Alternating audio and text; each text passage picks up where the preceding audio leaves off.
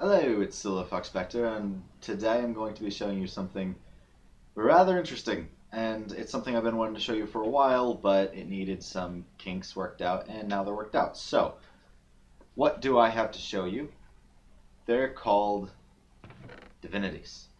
Divine books. There are 19 of them that I've added in with the Orium Datapack. It was originally its own data pack, but then I decided, you know what, I'm going to make it part of my mega one. And they're fun. They're irritatingly fun because they take some getting used to. I played around with them in survival a bit and I figured that out. Anyway, how can you get them? That's the first question. Well, for starters, strays drop them. So if I just summon a bunch of strays, alright, so they're all one hit. Kill them.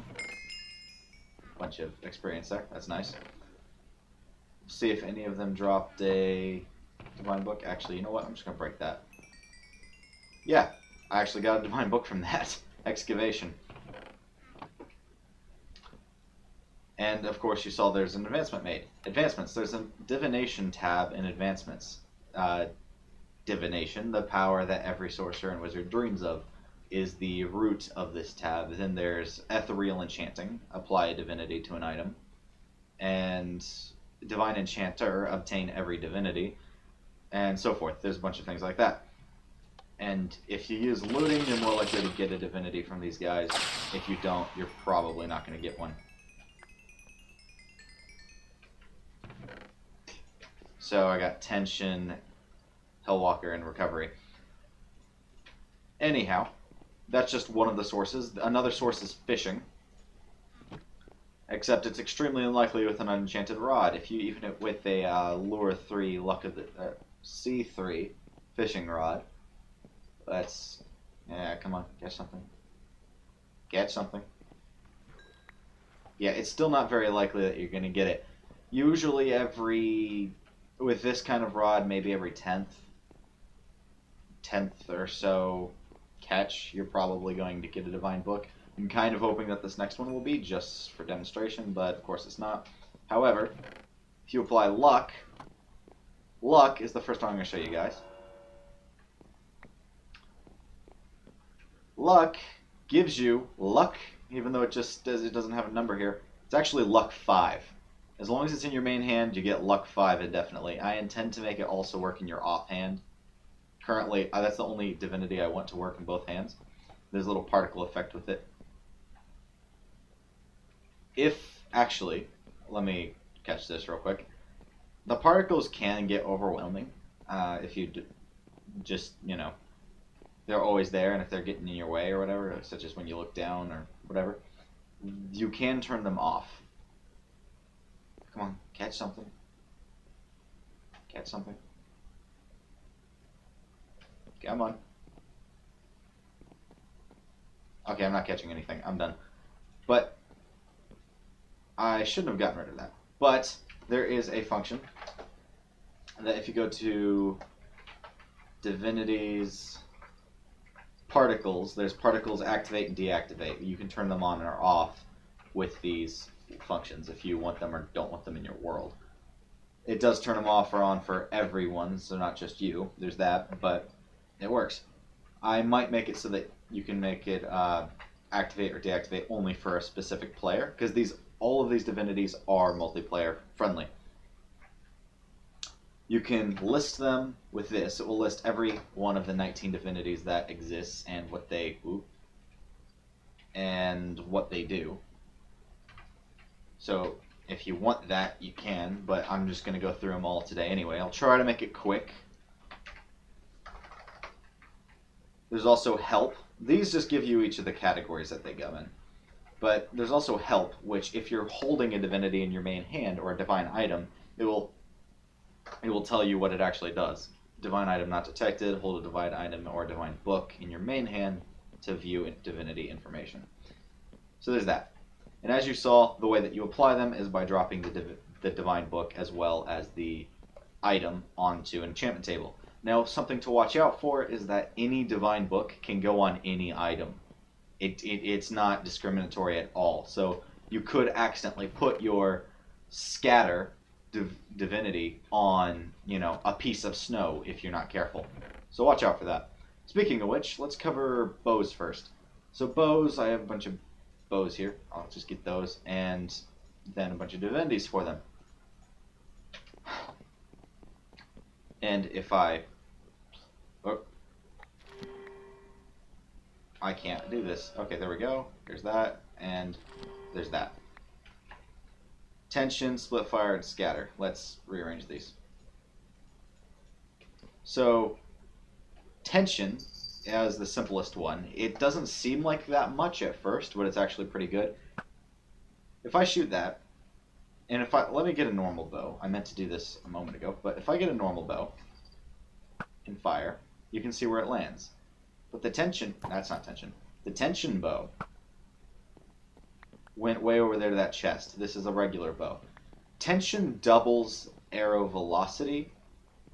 So it increases precision, doubles range and speed, increasing damage as well. It's actually pretty worthwhile, even though it's fairly simple. Next is split fire, and it does exactly what you think. It shoots 3 arrows at once. Now, the cost to this is that they all, like, I wanted it to fan out and shoot in a little arc, but the problem is, then I would need to do a little bit of rotation, and rotation doesn't exactly work with arrows, or any entity in that matter.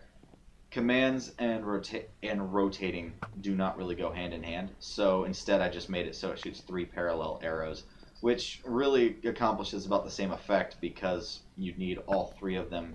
They're all going to strike different targets. But any effect that one arrow has, the other ones get. And I don't mean arrow effects. Like if you have slowness or instant damage or one of the tipped arrows, only the middle arrow will have that effect. But if you have flame, all 3 of them will get flame. And if you have infinity, it won't consume any arrows. However, if you don't have infinity, and are in survival or adventure mode, then it consumes 3 arrows from your inventory. If you don't have 3 arrows, it won't shoot 3. It will only shoot as many as you have. The last one's scatter. Scatter doesn't seem all too different at first. However, if you crouch and then shoot, it actually just shoots 8 arrows in all directions. Well, diagonally, that is. So if I just go over here, you saw it shot 1 that way, it shot 1 that way. It shoots 1 in each quadrant and in each direction. So north. Wait, I can't. West, east, south, and north, and then northwest, northeast, southeast, and southwest. That's how this fires. When you are crouching, of course. That's the speculation or the stipulation. So yeah, bows, fairly straightforward. Then there are swords. Now, I'm not going to get all of them out. I'll just get Diamond Sword, Aura of War. Diamond Sword does 7 attack damage. Aura of War Sword also does 7 attack damage. However, when you're holding it, it gives you indefinite strength 3. So you can do considerably more damage when you're holding this. Go figure. Diamond Sword with Frostbite. Frostbite, I'm actually going to show this one. If I were to get, what's a good entity to test this on? Let's get a polar bear. If I get a polar bear and hit it with a Frostbite sword, you get a little particle effect, which only shows up if you have particles on. And it gives it, it's not walking around, so you can't really see it, but it gives it slowness 4 for, I believe, 10 seconds. Come on. Walk somewhere. Walk somewhere. Come on. Cooperate. Well, they're not really moving around, which isn't helping my case. Here. Slowness 4. And it works on any mob, of course. Not just polar bears. That would be sad. And the last one is Toxicity. Toxicity gives whatever you hit Wither 2. I believe it's Wither 2 for 7 seconds. It could just be Wither 1. But I'm not sure. So, yeah. Wither. It's a thing. The swords are pretty straightforward with what they do. I might change it up, and I also might add more. However, that's what it is right now. So yeah. Next are tools. Now there are the most for tools. First one, excavation. Excavation could be applied to any pickaxe, of course, and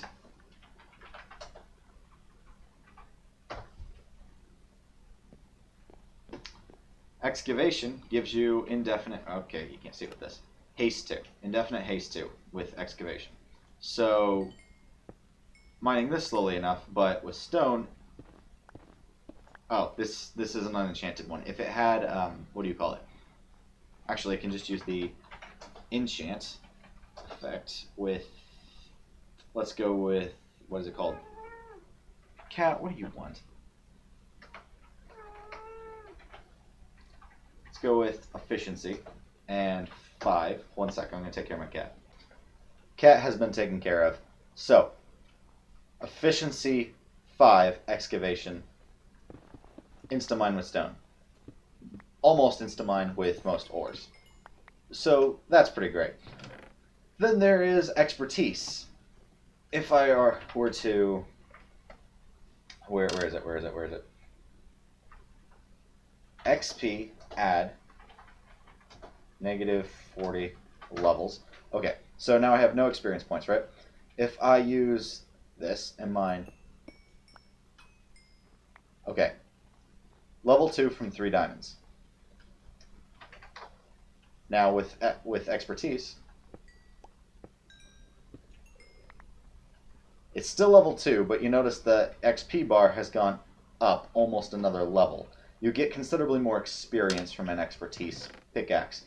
Basically, any experience orb that is dropped that is less than 5 experience in value gets bumped up to 5. So, yeah. Magnetism, exactly what it sounds like, and the one thing everyone wants. You mine a block, and it drops. But as soon as its pickup delay has reached 0, it is sucked into your inventory as long as it is within 7 blocks of you. That is the limit there. Okay.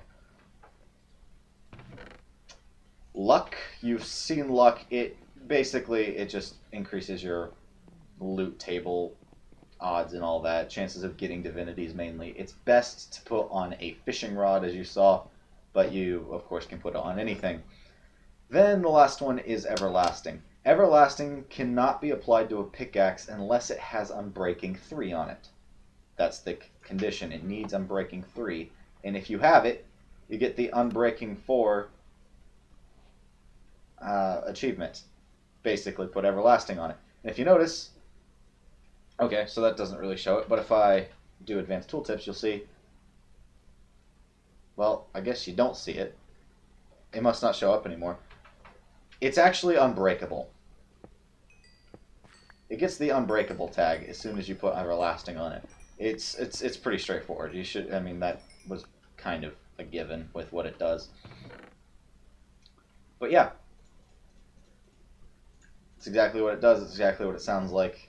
Excavation, faster, expertise, more experience points, magnetism, pickup items, luck, yeah, you've seen it.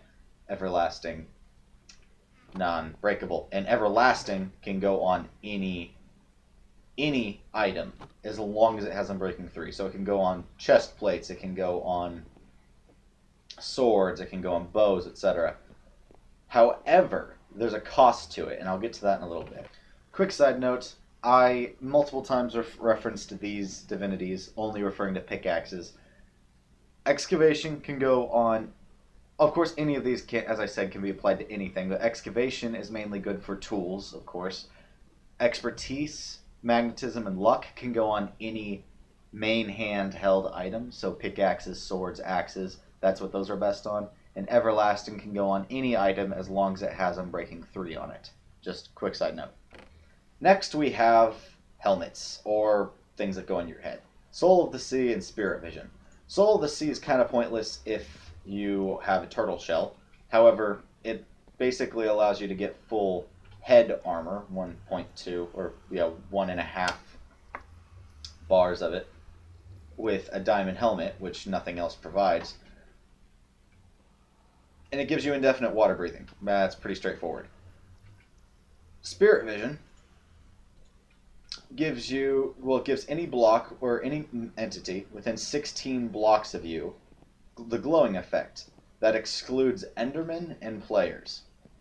And the reason it excludes players is because it gets really irritating for players. Like if you're playing on multiplayer and all that, I might change it, might not sure. And the reason for Endermen is because they're supposed to be exempt from it. It was just supposed to be kind of a small point to be made.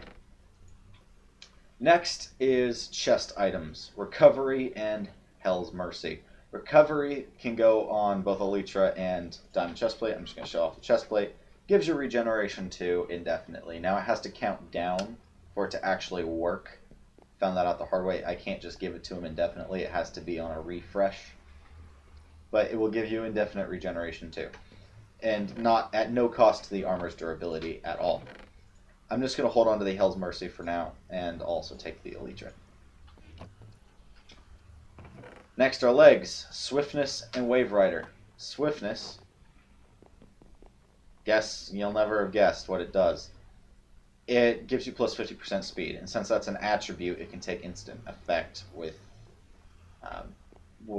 soon as you put on the armor.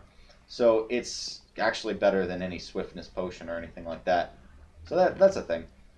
And then Wave Rider is, you never guess, it gives you Dolphin's Grace forever, so you can swim a lot better. But that's about it there.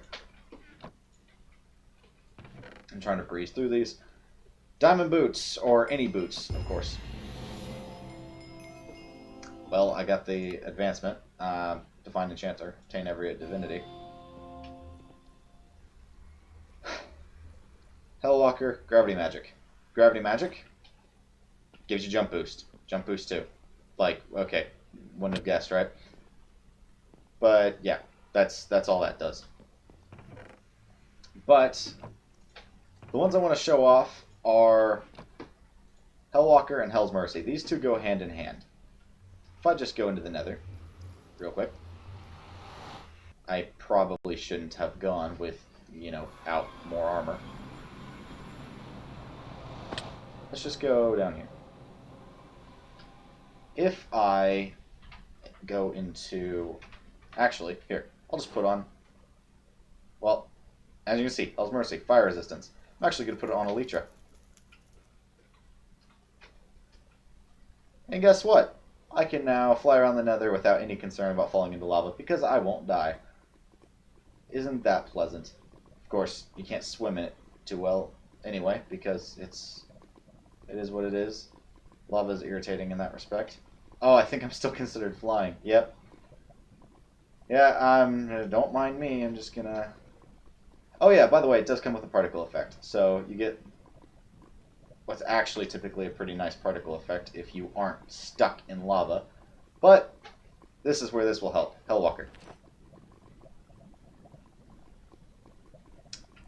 You might have noticed just then, I'm no longer, stuck. That's because Hellwalker does something kind of similar to what Frostwalker does. Allows you to walk on lava, turning the lava source blocks only into obsidian. And unlike Frostwalker, it's permanent. It's mainly good for the Nether. And sometimes in the overworld, you have to be... It actually doesn't matter if you're on the ground or not. I might make it dependent on that. But yeah, the fire resistance is making it so I can walk on these without taking damage, and the... What's it called? Hellwalker is allowing me to just wander around on the floor of on the lava ocean floor of the Nether, and I'm completely fine. This shouldn't be how it is, but it is anyway. And this is an extremely, extremely cheaty thing to have. It should not be in vanilla Minecraft. However, I did add it, and I'm very happy with it. I know this seems extremely overpowered, and it is, don't get me wrong. However, given the rarity and the difficulty it is to actually get a very specific divinity, and the fact that divinities don't stack, so I can't put Hellwalker and Everlasting, Therefore, it's not nearly as overpowered as it initially seems. And I played around with it in survival a lot as well, and I personally, still, despite having access to all of these, did not think they were that overpowered. I need food, or just, creative mode. If you guys find, once I release this, again on May 5th, if you find that they are too overpowered, I will probably change it. Maybe so it consumes durability over time, or things like that. However, as of now, I think that they're not too ridiculously overpowered. I might make some of them tierable, so maybe tension has a 1 and a 2 and all that, because I can do it. I do know how to do it. I could make it so, say, tension has tier 1, tier 2, and tier 2 triples the tension or something like that. Toxicity, frostbite, Aura of War. I could make it so frostbite and toxicity have higher levels, so the effect on the entity is applied longer. I actually want to add another one, vampirism, which would replace the effect that Diamond Steel Swords currently have, and I give Diamond Steel Swords a different attribute. Recovery might give you might be the difference between Regeneration 1 and Regeneration 2. That might be what the tiers do. Spirit Vision, longer range, I guess. Wave Rider, Gravity Magic. I don't know if I give those higher tiers. Hellwalker, definitely not. Wave Rider, Swiftness, I'm not sure. We'll see. Tell me what you guys think. And I do appreciate comments because I am only so creative on my own, and what you guys say does matter to me. Please like it if you did like it. If you really liked it, please subscribe, and I'll see you guys next weekend, probably. Yeah. Alright. Cheers. Oh yeah, by the way, I forgot to mention this while recording, so I'm mentioning it now. You can also find them in dungeon chests as well as mineshaft chests. Pretty much any chest you can find them in. And end cities, I believe I made the most likely chest to find it in, or chests to find them in. However, you can find them in any given dungeon chest, I believe. That may or may not exclude village chests. I don't remember for sure. Additionally, one other thing I want to mention, there's a divinity for basically everything that you can wear or use. However, bows, right? You got them. But there's also crossbows being added in 1.14, where I intend to also add divinities for those. I just don't really have any ideas for them just yet. So if you guys have ideas, and I'm sure you have ideas, let me know, and I will take that into consideration.